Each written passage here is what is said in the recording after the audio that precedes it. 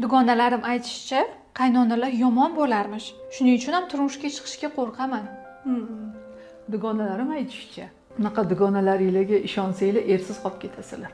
O'sha siz juft qilib tanlamoqchi bo'lgan insonning onasi uni tug'ib, boqib, oyoqqa qo'yib, katta qilib, kuzatib, kutib olgan insoni.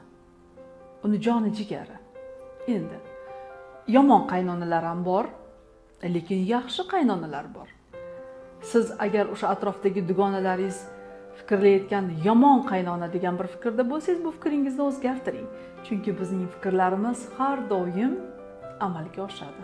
Endi qaynonalar haqidagi tasavvurimizni to'g'rilab olishimiz kerak. Chunki bizning tasavvurimizda yomon qaynona degan timsoh qolmasligi kerak. Qaynonalar a'lo, qaynonalar tilla. Agar siz shunday qaraydigan bo'lsangiz.